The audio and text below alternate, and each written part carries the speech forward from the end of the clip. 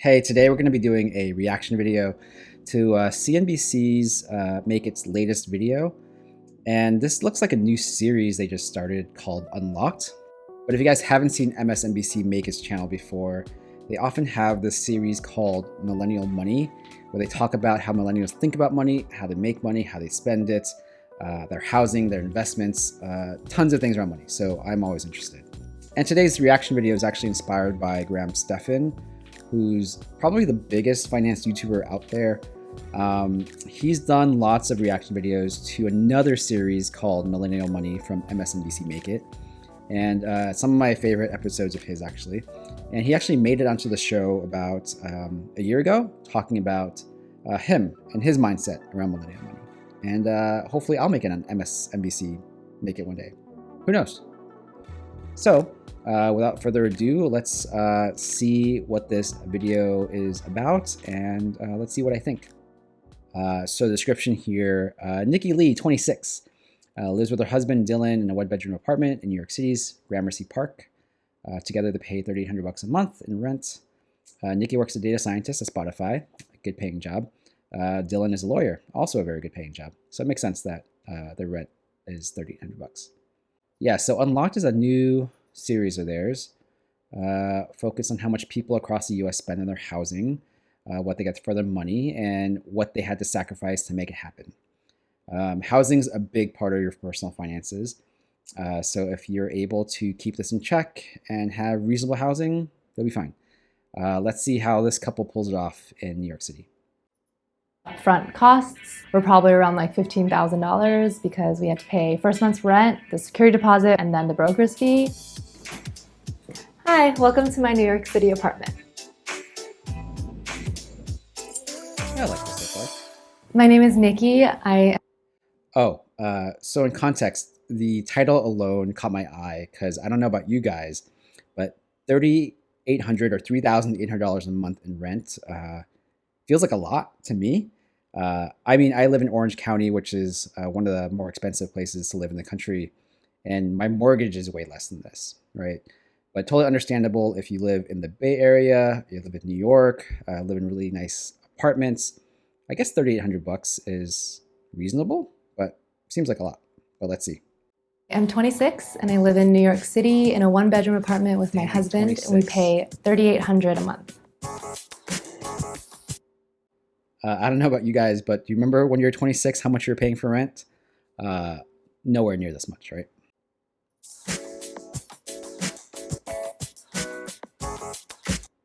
Also, one of my guilty pleasures is I love looking at floor plans. I think everyone has the imagination in them to see like, oh, you know, what this living space looks like, what they could be doing with it. Pretty standard apartment, really. One bedroom, pretty big size here. Surprised it's not even a walk-in closet, just a regular closet here. Small bathroom, living area with a kitchen attached, small patio here. So pretty small apartment, as you can see, for $3,800. I'm a data scientist, and on the side, I run a little Instagram called Just a Homie that's about home decor. Ooh, so like I mentioned earlier, if she's a data scientist at Spotify, she's probably making pretty good money. Definitely more than six figures, probably way more than that. And I think I mentioned her husband is a lawyer, and I'm assuming he makes pretty good money too. To put into context, for $3,800 a month, that seems like a lot, but if their income together is like over $350,000, that's not much at all. In general practice, I would say at the maximum you should be spending on your rent or your housing every month is probably 50% if you're really, really pushing it of your take-home income. Realistically, you want it to be like between 25 and 40% to be way more comfortable. But I'm assuming with these kids' income levels, they're doing just fine.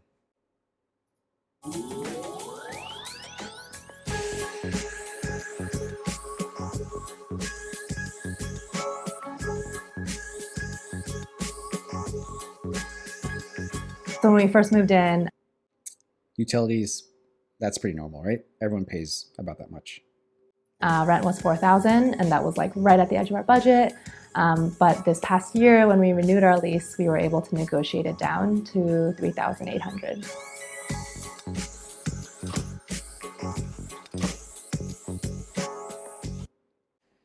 Yeah, so I don't know New York too well anymore. I actually grew up in New York when I was much younger, but not as an adult. Um, but it seems like what it shows here, $2,800 for the median monthly asking rent for a one-bedroom apartment. That's insane. Even that is like pushing up against my mortgage, which is like a three-bedroom house. 3290 is, I'm assuming, a nicer part of New York in Manhattan. I've even had friends who have lived in the city and they paid much more for nicer apartments, bigger apartments. So this is probably within reasonable range if you're living in the city, living in New York. How I really wanted it to feel was like warm and cozy, especially because we're in the middle of the city. It's like a real hustle and bustle outside. So I just wanted it to be a place where when we came in, it felt really comfortable and homey. Since the pandemic, my husband and I have both been working from home. So we've definitely had to like readjust a couple things. My favorite thing about this apartment is probably the kitchen. It's like an open. When you think about that, like if both of them are working from home, I can imagine how crowded a one-bedroom apartment can be.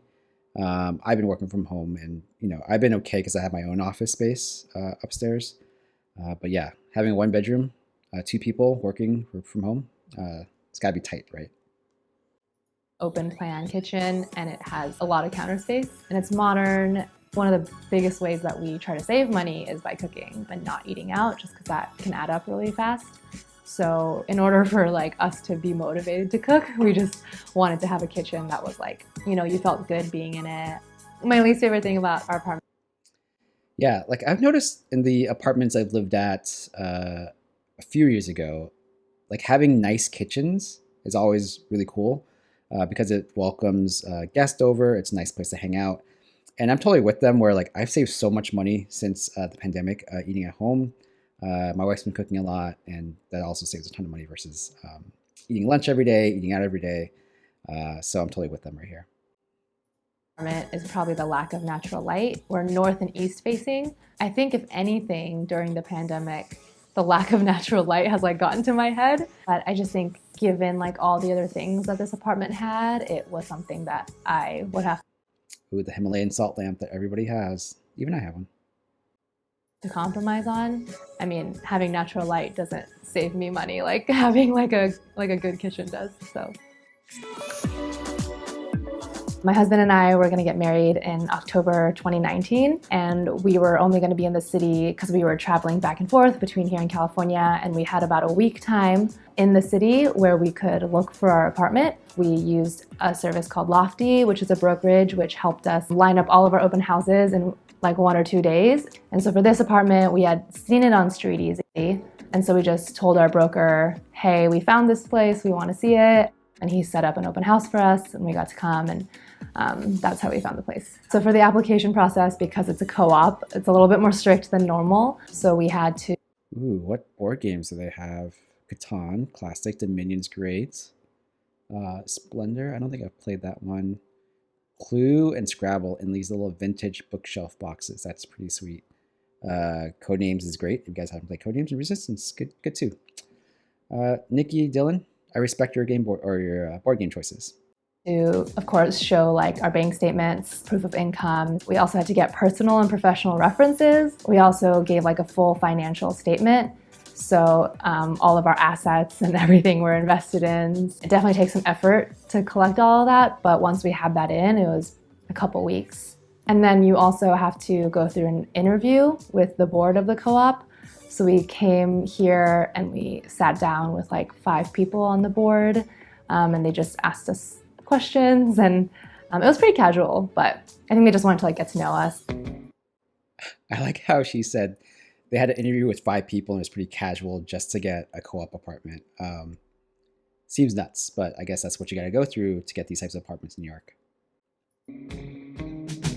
When we first moved in, the upfront costs were probably around like $15,000 because we had to pay first month's rent, which was $4,000, the security deposit, which was also $4,000, and then the broker's fee, which was 15%. So that was like $7,000-ish. So hold on, let me go back a scene. Let me stop there. And then the broker's fee, which was $15,000 to move in. First month's rent totally makes sense. Security deposit totally makes sense because you're getting that back. But broker's fee is $7,200. Like the asterisk there is 15% of the full year's lease. That's how much it costs to have a broker find you a good apartment in New York. That's nuts. That's nuts.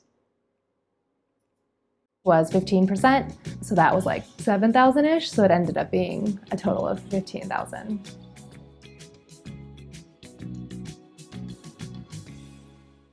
Wow, $300 back. Who cares? We love this neighborhood. We're less than a 5-minute walk from Trader Joe's, Whole Foods, H Mart, the subway station. Like everything is near here. I think our apartment is like in between 600 and 700 square feet. I came from...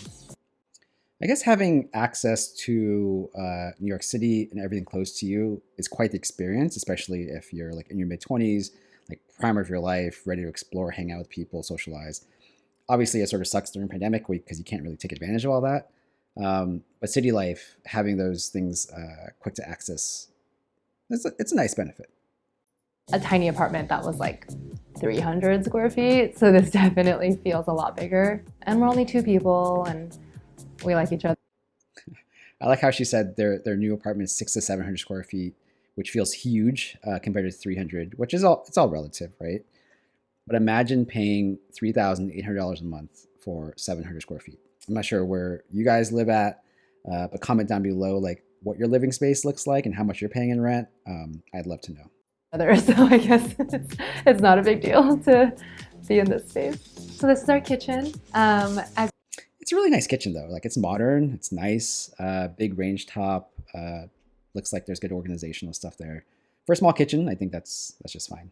You can see there is a pretty good amount of counter space, at least for New York City. And I really like this stove. This is like the fan. So actually all the smoke when you're cooking goes up into this fan. I can reach it if I tiptoe. So that's nice. We don't use it that often. We also really like this deep sink. I just feel like it makes it really easy to wash dishes when like the water's not splashing everywhere. We also have the dishwasher in here, which is also a must-have. The kitchen is really modern, and it was like newly renovated, so we try to like warm it up with like a wooden clock and some like wooden things out on the counter. This is our fridge, which we also really like because it's like built into or like flush. Huh. I've never lived in an apartment that had that, but that looks really nice. Having a built-in fridge actually like reduces the space and the clutter you would normally have in your kitchen. So I think that's quite the next benefit there. Against the wall, so it doesn't take up extra space, which is great. You see there, true Asian couple with 2 bottles of sriracha. One is a backup, just in case this one runs out. Pro tip. We didn't realize that the fridge wasn't magnetic, so there's a little Snoopy thing. This is what happens. So this is our dining area.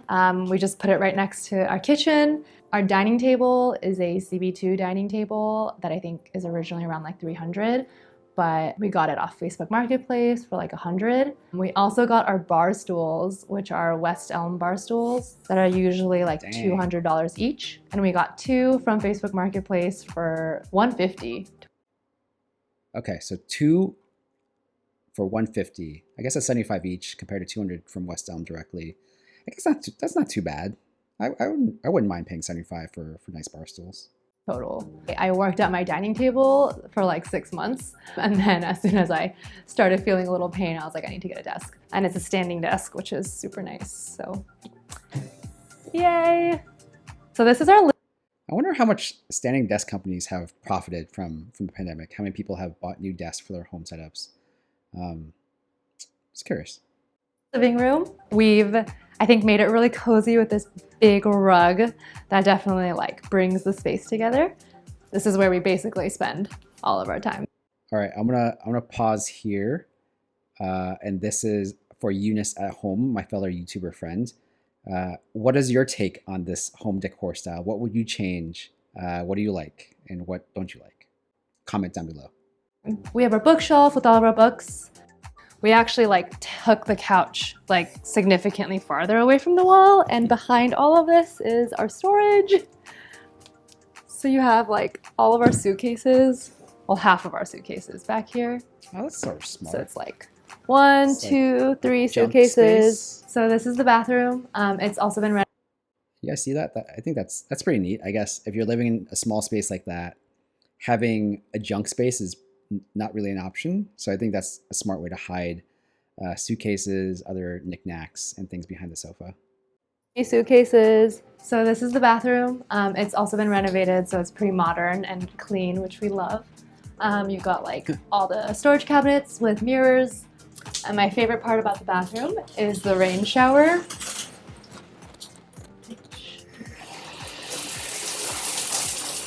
That's a So nicer this is our shower than I bedroom. have. Obviously it's a little bit smaller than the living room, but we just didn't really prioritize like getting a big bedroom. So we've got our bed right in the middle, my husband over there working, and his little desk area. This is our big closet. These are my clothes. I like how she said big closet. I think it's all relative as you grow up in life. She'll enjoy getting a walk-in closet eventually later in life, but I guess this will do for now. And we've got some clothes in this dresser. Some of Dylan's clothes, and then he's a lawyer, so he has to wear suits every day to work. So this is like his suit section, but it's been untouched for the past 8 months. That's what I Keep like all these storage containers under the bed. So this is the door to the patio, but it's raining right now. So if we open it, our room's gonna get flooded. So this is our bed. We didn't have a headboard for a while, but we just got this headboard that's actually like, it mounts to the wall. So you stick it on with like Velcro strips. So it's not like attached to the bed. We just like didn't really invest in our bed frame or like a headboard that much. It's like one of the things I don't really want to splurge on. Yeah, invest in a good mattress. The headboard and the frame is a nice aesthetic if you can afford it. Mattress first. The rent is definitely way more than what we'd have to pay if we lived somewhere else, and I think we're very aware of that. So it definitely like hurts a little bit, but I think given that we're in the middle of Manhattan and, you know, just New York City, we get to like enjoy being so close to everything. Yeah, that's the thing with like rent and housing prices in general, right? It's all about location, location, location. If you're living in New York, you're living in San Francisco, you're going to be paying the premium for rent, for housing, for pretty much living in that space because high income jobs are there, big populations there. So it demands that type of high rent. However, if you have been watching any of the data around what's been happening with the pandemic, rent prices have been dropping dramatically in many areas of the Bay. I've heard anywhere up to like 20-30% drops in rent.